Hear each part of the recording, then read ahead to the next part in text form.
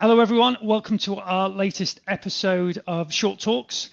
This session, we're talking about high performance mindsets. And I'm here today talking with Dave Southwood, who is a very experienced pilot with 48 years flying. I think that's right, isn't it, Dave?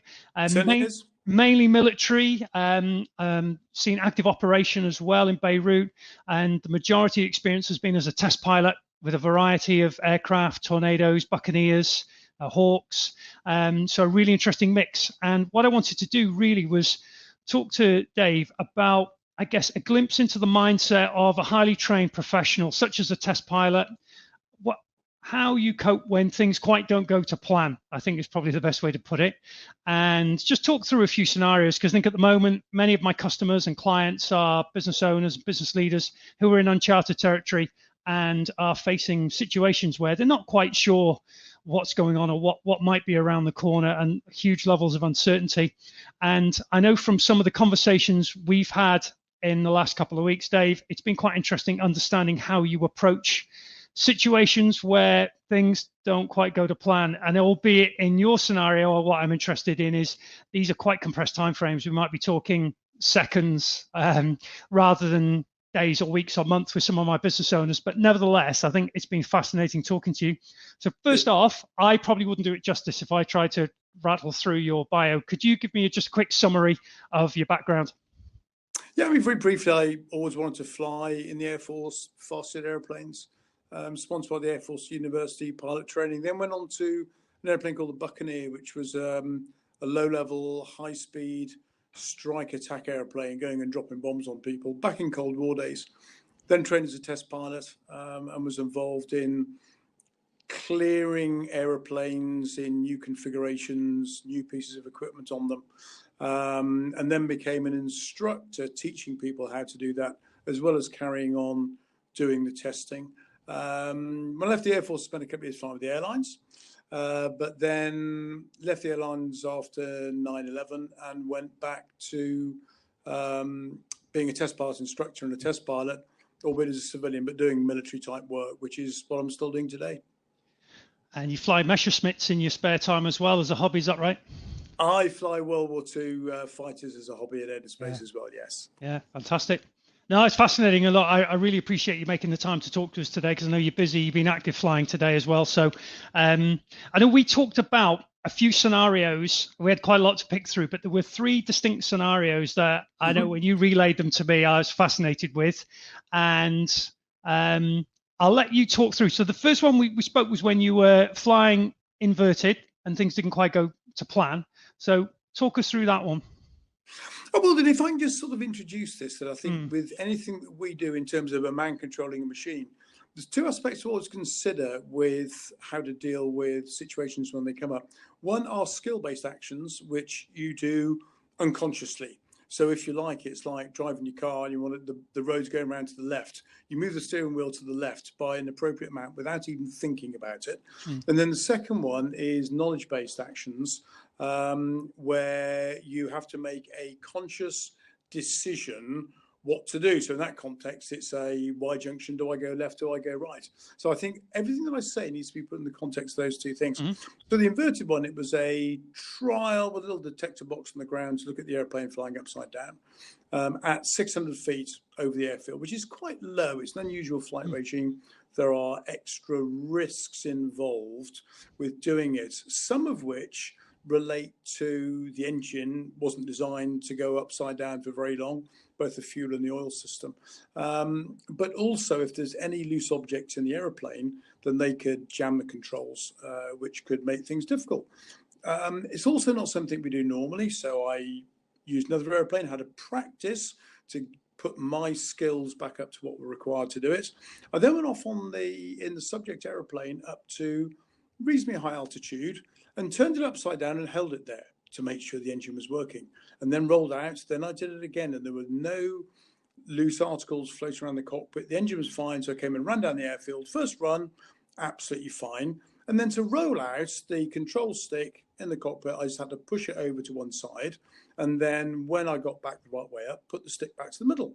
So I pushed the stick over, the airplane rolled and got back to the right way up, and the stick was jammed hard over. So the aeroplane just kept rolling. Now, in that situation close to the ground, if it keeps on going, you haven't got too many options. But obviously I had an ejection seat. I could leave the airplane if I needed to. But the good thing is that adrenaline builds up very quickly, giving you a monstrous increase in strength.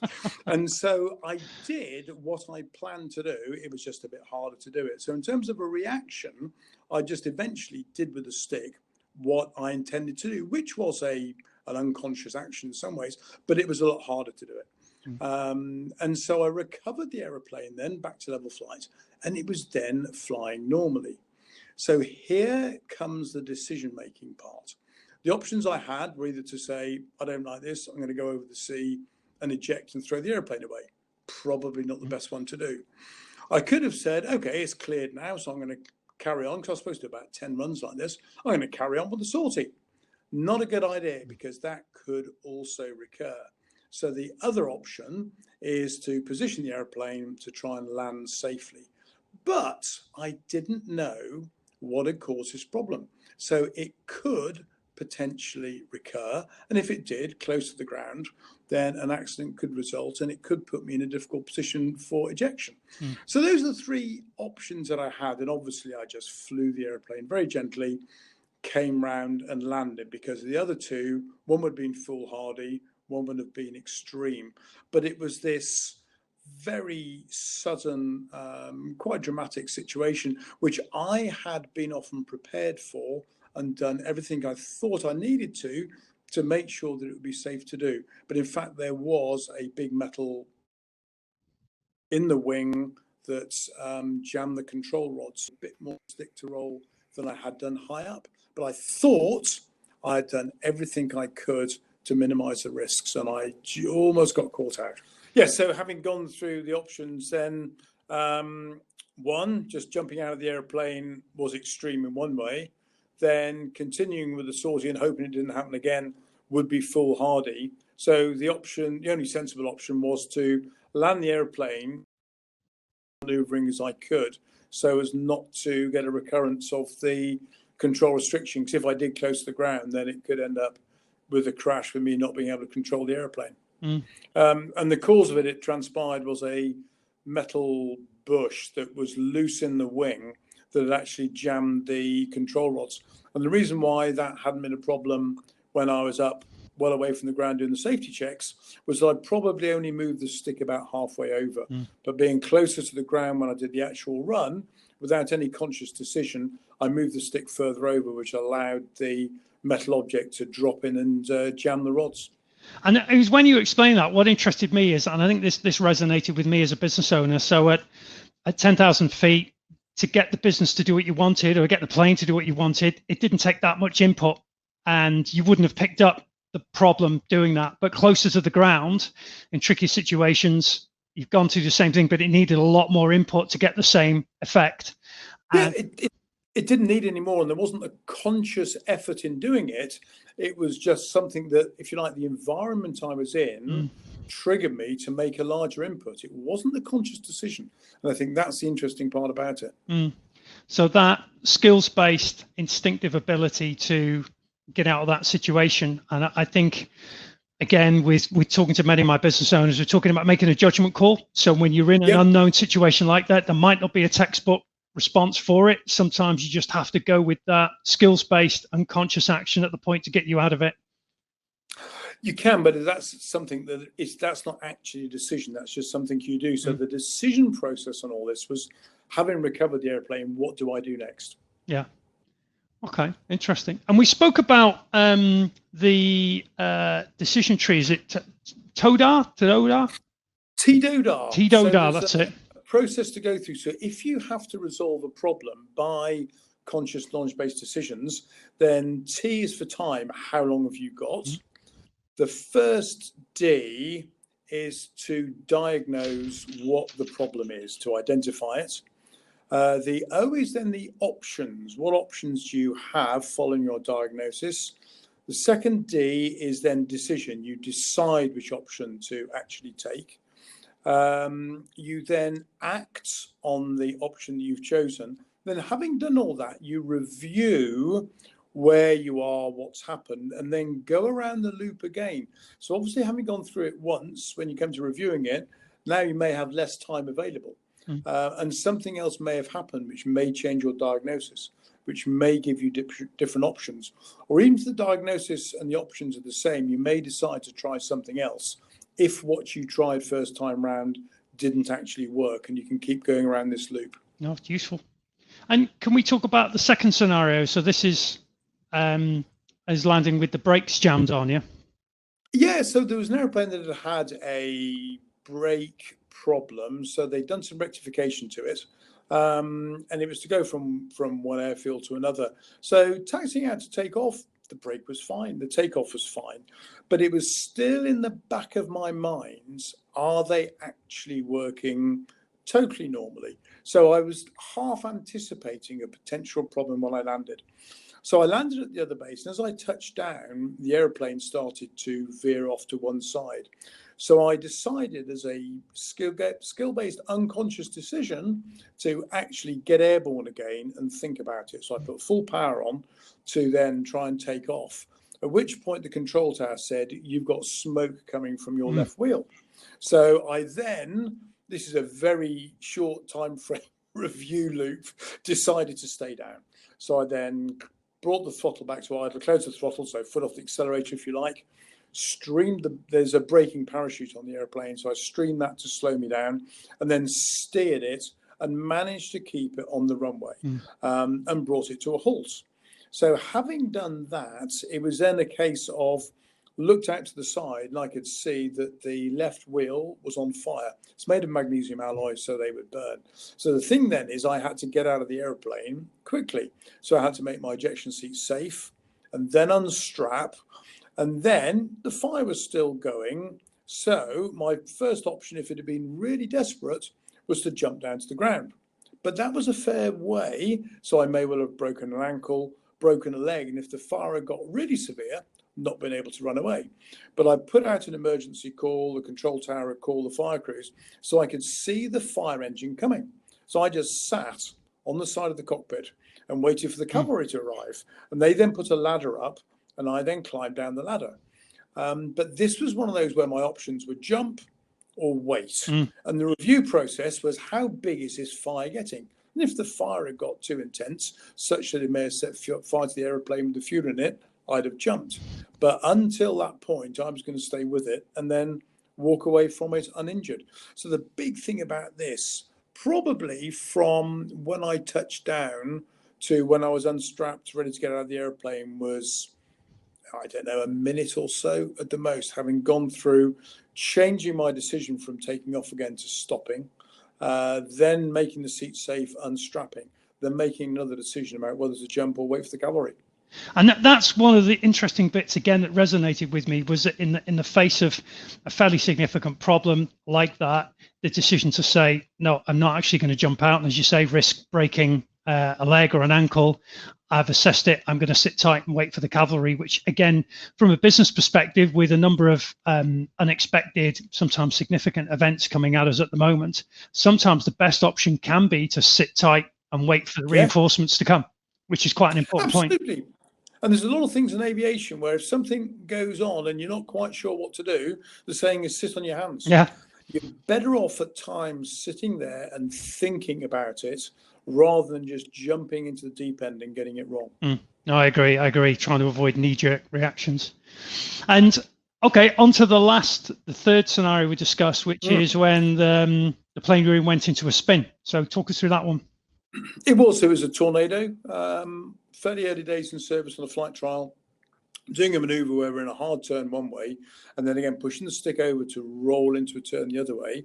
And after it had gone from left to right, putting the stick hard over again to the left to reverse it. So a pretty extreme maneuver. And it normally rolls fairly quickly, but it started off during the first half of the roll very slowly. So it wasn't a happy aeroplane, if you like. When I then put the stick over to roll the other way, it stopped. And my experience told me that it was time to stop this maneuver.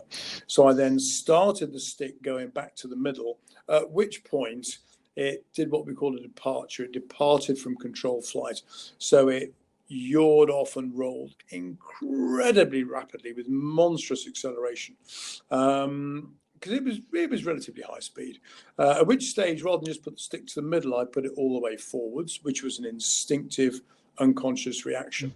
But then it developed into a spin. Now, to describe a spin, if you imagine you're sitting in an aeroplane on a swivel chair, if you like, going round and round and round, but the aeroplane's sitting there about 45 degrees nose down. Wow. So you're sitting in the aeroplane, it's pointing down. You can imagine it in the car as well, just going round and round like you're on a swivel chair. Now, there are recoveries from this maneuver are different for every single airplane. So the actions I then had to do were were skill-based ones and conscious decisions, which was to pull the throttles back to idle, which I did, move the stick all the way back towards me, and then move the stick all the way over in the direction of the spin. And I thought we were spinning left, so I put the stick over to the left. And normally, airplanes will recover in not too many seconds, but this showed no inclination to do anything. It was just going round and round and round. So you go around the review process, and the big thing is, have I done everything correctly? And as far as I was concerned, I had. So I just sit there and I held it to see what was happening. Now, as far as the time frame goes, this was based on height. When you get down to 10,000 feet, then basically you eject from the aeroplane because you haven't got enough height to recover. And I had somebody in the back seat as a two-seat airplane who said nothing during all this until we got to 11,000 feet. And this little voice said 11,000. And it was the best call in the world. It was simple. It was obvious. It was a warning to wake me up that we're getting close to having to eject from the aeroplane. And then I decided, we're over the sea, I decided to give it the benefit of the doubt and actually go at 9. So I changed the procedure knowing there's some safety margins in, just so I wouldn't jump out of the situation early. And at 10,000 feet, I started to get signs that the aeroplane was recovering. And this was based on my knowledge and experience of spinning other airplanes, because I'd never done a spin in this airplane before. So that was fine. The problem was then what you do next, because different books had different advice. One said, at the first signs of recovery, put the controls in the middle. Didn't say what the first signs of recovery were. The other one said, when all the oscillations and motions have ceased, put the stick back to the middle. But based on the experience of other airplanes, once I got indications that I knew, then I put the stick back to the middle. Fine, the spin stopped. So the next series of decisions is, the book says, wait until you get a certain speed, 200 knots, roll wings level, put the flaps out and pull out. Well, this had lots of fuel tanks and bombs on, and I was not going to get to 200 knots in time to actually do that. So at 120 knots, I decided to roll the airplane the right way up and pull out of the dive. So that, again, was definitely a conscious decision I made based on previous experience. And then once we're in the pool, it was obvious we leveled at bottom at about 3,000 feet. We started off at about 21.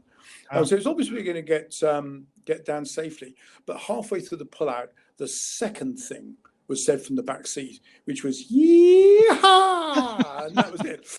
And that was all that was said from the back.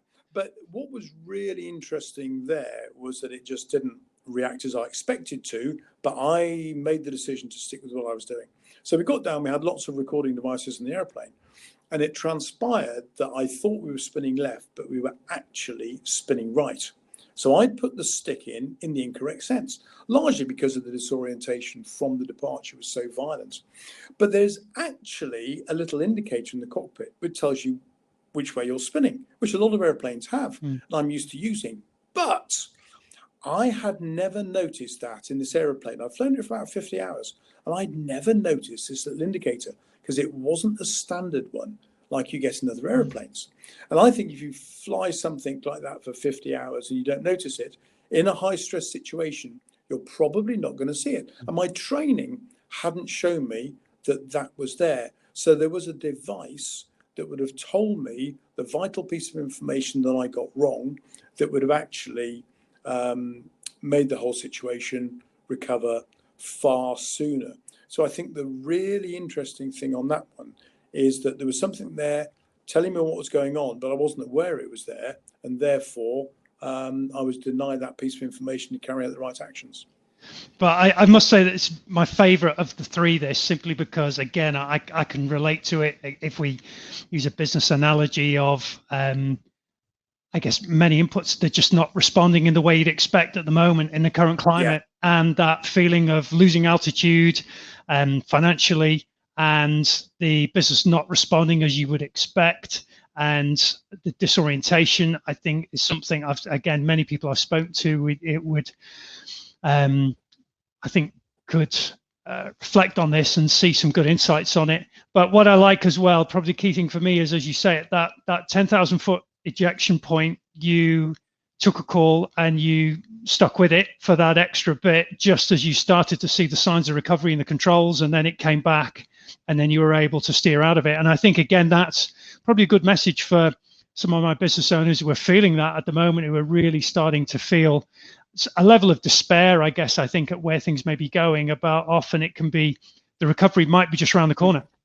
Just stick with it. Look for those signs, and there might be indicators in your business or your organization that are there that can give you the information you need, but you might not have known them before. In your case, as you say, you weren't maybe trained on that, but in this case, they might, I guess they might just not see them.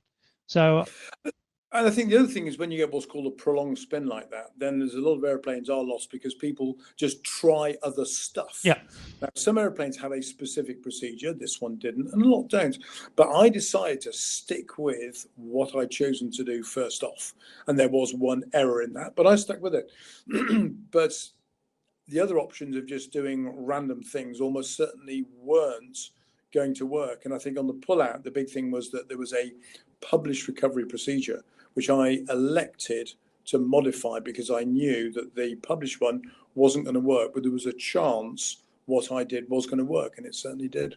Oh, thanks, Dave. I think what I like in summarizing the three, it covers many scenarios for business owners who might be pivoting hard at the moment, trying to make a change in direction, do something different, whether it be they are inverted over the runway and spinning and need to get out of it, and that's an unconscious, sudden graft snap decision to get out of that and recover out, whether it's your wheels are on fire on the runway and you're actually thinking, actually, no, I'm going to sit and wait for the cavalry. I'm going to wait for help. I'm not going to jump now because I might end up worse off. And finally, the spin analogy of just trusting your training and ability and just holding with it that little bit longer for it to come right. So it's fascinating. It's really good. Thank you for that input. I have one last question. Obviously, Area 51 with the flying you did there is quite fascinating. Can you just tell us a little bit about the plane that you flew there? Basically, it was the early days of the F-117 stealth fighter. It was a completely top secret black American airplane. And at the time, the base at Groom Lake was a totally secret base that didn't officially exist. But it was an opportunity that the American government gave to the British government for two pilots to go and carry out an evaluation of the airplane. And this was it's 1986, so it was the height of the Ronald Reagan, Margaret Thatcher era. So very close ties between the US and the UK. And it was the opportunity of a lifetime. And I knew, I was at age 30 at the time, that really I was probably never going to have an experience to beat that one professionally the rest of my life. And that has been the case. So I've had lots of interesting things since then. Oh, fantastic. Thank you very much for that, Dave. I really appreciate you making the time to do this, to talk to us. And thank you very much. No problems. Thanks, Dave. My pleasure.